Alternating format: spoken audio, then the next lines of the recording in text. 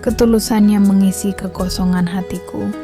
Aku masih duduk terdiam di ruang tamu rumah kontrakan kecilku, memandangi kalender di dinding yang penuh coretan. Bulan hampir berganti, dan lagi-lagi aku belum menemukan cara untuk melunasi uang sewa. Suamiku, yang sudah lama pergi meninggalkan aku dan anak kami, entah di mana sekarang. Hidup rasanya semakin berat sejak dia memilih menghilang. "Bu, makan apa malam ini?" Suara kecil anakku Raka memecah lamunanku. Aku hanya tersenyum getir, mencoba menutupi kecemasanku. Pagi itu, aku memutuskan memberanikan diri mengetuk pintu rumah Pak Herman, tetangga sebelah. Dia adalah seorang duda yang hidup sendiri, terkenal ramah dan suka membantu orang. Aku memintanya meminjamkan sedikit uang, cukup untuk membeli beras dan lauk. "Bu Rina, kenapa nggak bilang dari kemarin? Kalau butuh bantuan, jangan ragu-ragu ya," katanya lembut sambil menyerahkan beberapa lembar uang. Aku malu, tapi terpaksa menerimanya. Hari demi hari Pak Herman sering mampir ke rumah. Kadang membawa oleh-oleh makanan, kadang menawarkan pekerjaan serabutan di warung kecilnya. Lama-kelamaan, dia menjadi semacam penyelamat tak resmi bagiku dan anakku. Dia bahkan sesekali mengisi dompetku tanpa pernah menuntut apapun sebagai balasan. "Om Herman baik banget, Ma," ucap Raka suatu malam. Aku hanya mengangguk, setuju dalam hati. Namun orang-orang sekitar mulai berbisik. Ada yang berkata aku terlalu sering menerima bantuannya. Ada pula yang menyindir seolah aku tak tahu malu. Awalnya aku mencoba tidak peduli, tapi lama-lama rasa malu itu menghantui. Suatu hari aku memutuskan untuk berbicara dengan Pak Herman. "Pak Herman, saya nggak enak terus-terusan begini. Biar saya cari cara lain untuk bertahan," kataku sambil menunduk. Dia tersenyum lembut. "Bu Rina, saya bantu karena saya ikhlas. Kalau ibu merasa tidak nyaman, mari kita buat kesepakatan. Bagaimana kalau saya anggap ini bukan lagi bantuan, tapi tanggung jawab?" Aku menggenitkan dahi. "Maksud Bapak?" "Saya ingin lebih serius, Bu Rina. Kalau ibu tidak keberatan, saya ingin menafkahi ibu dan Raka. Bukan sebagai tetangga, tapi sebagai keluarga," katanya tanpa ragu. Aku terdiam, hatiku berkecamuk. Di satu sisi aku merasa bersalah telah bergantung padanya. Di sisi lain tawarannya memberikan secercah harapan baru. "Apa Bapak yakin?" tanyaku pelan. "Saya yakin. Saya ingin Raka punya masa depan yang lebih baik. Dan ibu tidak perlu lagi memikirkan apa-apa sendirian," jawabnya tegas. Hari itu aku menerima uluran tangannya, bukan sebagai tetangga, tapi sebagai seorang pria yang tulus ingin melindungi keluargaku. Setelah hari itu, hidupku mulai berubah pelan-pelan. Pak Herman, atau kini lebih sering kupanggil Om Herman karena Raka, sudah terbiasa memanggilnya begitu. Semakin sering datang membantu. Namun setelah percakapan kami, dia mulai lebih hati-hati. Dia tidak lagi sekadar datang tiba-tiba dengan membawa makanan atau uang, melainkan selalu meminta izin terlebih dahulu. "Bu Rina, saya titip ini ya. Mungkin bisa dipakai buat belanja bulan depan," katanya suatu hari sambil menyelipkan amplop kecil ke meja. Namun aku tak ingin terus bergantung pada kebaikannya. Dengan bantuannya, aku mulai memberanikan diri menjual kue buatan sendiri.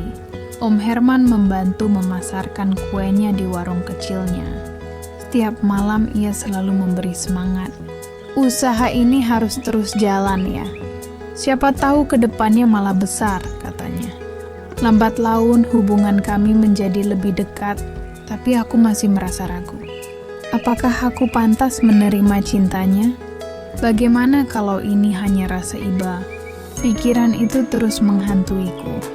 Suatu sore, saat hujan turun deras, Om Herman datang lagi, kali ini membawa payung besar dan sekota. Kue kesukaan Raka. Dia terlihat ragu sebelum akhirnya duduk di ruang tamuku yang sederhana. Bu Rina, saya tahu mungkin ini mendadak. Ya, tapi saya tidak ingin membuat Anda terus bertanya-tanya. Saya serius dengan apa yang saya katakan kemarin. Saya ingin menafkahi ibu dan Raka dengan cara yang benar. Sebagai seorang suami dan ayah, ucapnya pelan. Aku terdiam. Rasanya aku ingin menolak. Takut jika ini hanya sementara. Tapi tatapan mata Om Herman begitu tulus. Bapak yakin? Saya ini sudah punya banyak beban. Belum tentu saya bisa jadi istri yang baik. Raka juga, dia mungkin butuh waktu untuk menerima, jawabku. Om Herman tersenyum kecil. Bu Rina, saya tidak mencari kesempurnaan. Saya hanya ingin membuat hidup kita semua lebih baik. Raka sudah seperti anak saya sendiri. Saya tidak ingin memaksa. Kalau ibu butuh waktu, saya akan menunggu. Kalimat itu menenangkan hatiku. Namun aku tetap meminta waktu untuk berpikir. Selama beberapa minggu berikutnya, aku semakin memperhatikan bagaimana Om Herman memperlakukan Raka. Dia tak pernah memaksakan dirinya untuk menjadi pengganti ayah Raka, tapi perlahan mulai mengisi kekosongan itu. Mereka sering bermain bersama, berbicara tentang hal-hal kecil, dan aku bisa melihat tawa Raka kembali. Akhirnya, aku menyadari sesuatu. Kebahagiaan anakku lebih penting daripada rasa ragu yang aku miliki. Dan mungkin aku juga pantas mendapatkan kebahagiaan itu. Di pagi yang cerah, saat Om Herman datang membawa bahan untuk membuat kue, aku menyambutnya dengan senyuman. Om Herman, panggilku pelan. Ya, Bu Rina? Kalau tawaran kemarin masih berlaku, saya terima, tapi saya punya satu syarat. Dia mengerutkan kening. Apa itu, Bu Rina? Saya ingin semuanya pelan-pelan, biar saya dan Raka terbiasa. Dan saya ingin memastikan bahwa ini keputusan yang baik, bukan karena rasa kasihan. Om Herman mengangguk tegas. Bu Rina, sejak awal saya tidak pernah merasa kasihan. Saya hanya merasa ini adalah jalan yang benar untuk kita semua. Dan saya siap menjalani semuanya pelan-pelan seperti yang ibu mau. Hari itu, aku merasa sebuah bab baru dalam hidupku dimulai. Bukan tanpa keraguan, tapi aku yakin. Dengan kebaikan hati dan ketulusan yang Om Herman tunjukkan, kami bisa membangun kehidupan yang lebih baik bersama. Setelah keputusan itu, hubungan kami benar-benar berubah, meski tetap berjalan perlahan seperti yang aku minta. Om Herman tak pernah sekalipun terburu-buru atau memaksakan apapun. Sebaliknya, dia justru semakin membuatku merasa dihargai dan dipahami. Aku mulai membuka hati, sedikit demi sedikit. Setiap sore, setelah selesai membuat dan mengantarkan kue ke warung, Om Herman sering membantu Raka mengerjakan PR. Melihat mereka berdua tertawa bersama, hatiku terasa hangat. Namun, aku sadar perjalanan ini masih panjang, terutama untuk diriku sendiri. Suatu malam setelah Raka tertidur, aku dan Om Herman duduk di beranda depan rumah. Dia membawa secangkir teh hangat untukku, seperti biasa. Om Herman, panggilku perlahan. Ya, Bu Rina? Aku ingin tanya sesuatu. Dia menoleh dengan ekspresi serius. Tanya apa? Kenapa Om mau melakukan semua ini? Maksudku, hidup Om sebenarnya sudah nyaman. Kenapa harus repot-repot mengurus kami? Dia terdiam sejenak, menatap langit malam yang dipenuhi bintang. Karena saya tahu bagaimana rasanya kehilangan. Dulu, waktu istri saya meninggal, saya merasa hidup ini kosong. Tapi setelah bertetangga dengan ibu dan Raka, saya merasa hidup saya berarti lagi. Bukan karena saya ingin menggantikan siapapun, tapi karena saya ingin jadi bagian dari hidup kalian. Aku tercekat mendengar jawabannya.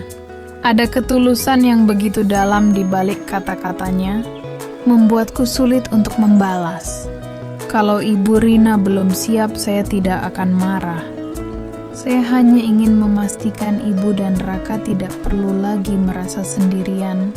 Air mataku mengalir tanpa sadar. Perasaan hangat menguasai hatiku, menggantikan semua keraguan yang selama ini membelenggu.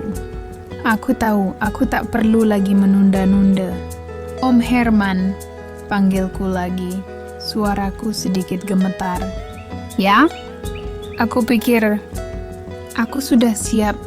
Kalau Om masih mau, aku ingin kita segera melangkah bersama. Bukan untuk membalas kebaikan Om, tapi karena aku ingin memberikan yang terbaik untuk Raka dan untuk Nikita. Dia tertegun, lalu tersenyum lebar. Benarkah, Bu Rina? Aku mengangguk, meski air mata terus mengalir di pipiku.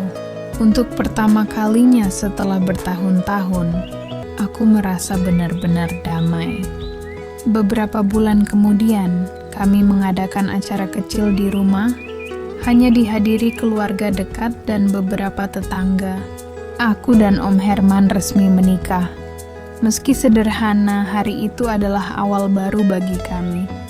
Raka tampak senang, bahkan dia mulai memanggil Om Herman dengan sebutan ayah. Hubungan mereka semakin erat, seperti tak ada jarak sama sekali. Sementara itu, aku dan Om Herman mulai merencanakan masa depan. Warung kecil miliknya berkembang dengan pesat berkat usaha bersama. Aku terus membuat kue, dan dia membantu menjualnya. Kami bahkan mulai bermimpi untuk membuka toko roti kecil suatu hari nanti. Tentu, tidak semua orang senang melihat kebahagiaan kami. Masih ada bisikan-bisikan dari tetangga yang iri atau tidak setuju. Tapi kali ini aku tak peduli. Yang penting adalah kebahagiaan keluargaku. Setiap malam ketika kami duduk bersama di ruang tamu, aku menyadari betapa beruntungnya kami bertemu dengan seseorang seperti Om Herman. Dia tidak hanya menjadi pelindung, tapi juga membawa harapan baru yang selama ini aku pikir tidak mungkin. Aku tahu, meskipun hidup tidak selalu mudah, selama kami bersama, segalanya akan terasa lebih ringan.